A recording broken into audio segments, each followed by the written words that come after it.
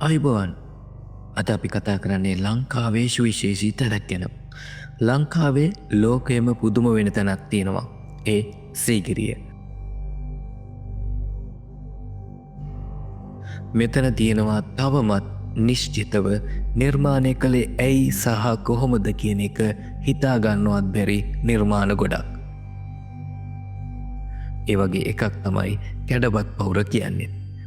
එක ගලක් පොලිෂ් කරලා අඩි 500කට උඩින් කණ්ණාඩියක් වගේ හදන්න ඕනි උනේ ඇයි? නිකම්ම රජතුමාගේ ලස්සන බලන්න, ඇවිදින විදිය බලන්නම විතරද? නැත්නම් කුරුටු කීලි යන්නද? නැත්නම් ආරක්ෂාවටද? ඔබට වෙනස් විදියකට හිතෙනවා නම් රැඳෙන්න මේ වීඩියෝවේ අවසාන තත්පරය තෙක්.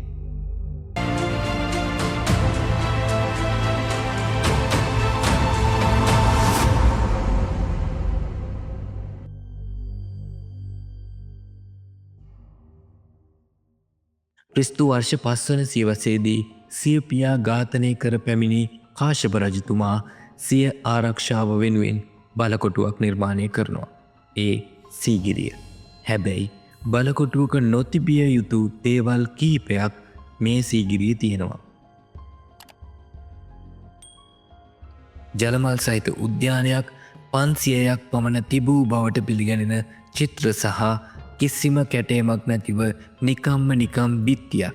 හැබැයි කණ්ණාඩියක් වගේ පොලිෂ් කරලා. ඒ කාලේ මේ විදිහට බිත්තියක් පොලිෂ් කරන්න මොන තරම් වෙහෙසක් වෙන්න ඕනේද? අවුරුදු 1500ක් ගියත් තවමත් ඒ බිත්ති පොලිෂ් එක ඒ විදිහටම තියෙනවා. නිකම්ම රජතුමා යන එන වෙලාවට රූපේ බලන්න විතරක්ම මේක ඉදි කරන්න ඇතිද? ඒත් ජනප්‍රවාදයට අනුව ඒක එහෙම තමයි. මේ කැඩපත් පවුර හදන්න ගල්, හුණුගල්, මීපැණි, බිත්තර සුදු මද සහ මතු පිට ආලේප කරන්න තවමත් කවුරුත් නොදන්න ආලේපයක් යොදාගෙන තියෙනවා. ඒ තමයි ඒ කාලේ තිබුණු නැනෝ තාක්ෂණය. මේක ශිල්පීන් දහසකට වැඩි පිරිසක් එකතුව වසරක් තිස්සේවත් නිර්මාණය කරන්න ඇති කියන එක තමයි විශ්වාස කරන්නේ.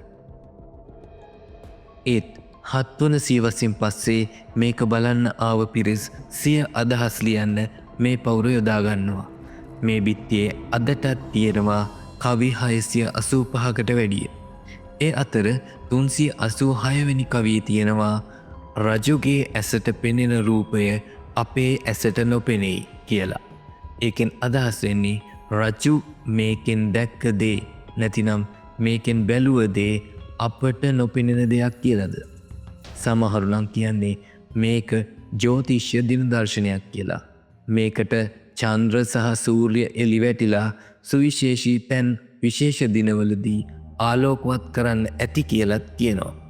ඒ වගේම ආතර් සී ක්ලාක් මහතා එයාගේ ටීවී ඩොකියුමෙන්ටරි එකකදී කියනවා සමහර විට මේ කැටපත් පවුර පුරාණ තාරකා විද්‍යාත්මක උපකරණයක් වෙන්න ඇති කියලා.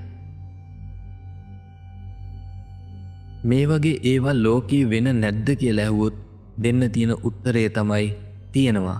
හැබැයි මේ තරම් විශාලවත්, මේ තරම් ලස්සනට මැදපු තැනක්වත් ලෝකේ කොහෙවත්ම නැහැ. තියෙන එකම තැන සීගිරිය විතරයි. ඔයාලා මොකද හිතන්නේ? නිකම්ම රජතුමාගේ රූපේ බලන්න විතරක් ශිල්පීන් දහස් ගණනක් යොදාගෙන වසර ගණනක් තිස්සේ මේක හදන්න ඇතිද? නැත්නම් මේක ඊට වඩා විද්‍යාත්මක දෙයකට යොදා ගන්න ඇතිද? සමහර විට වෙනත් මානයක හරි දියුණු පිටසක්වල තාක්ෂණයක්ද? පහලින් කමෙන්ට් කරන්නත් අමතක කරන්න එපා.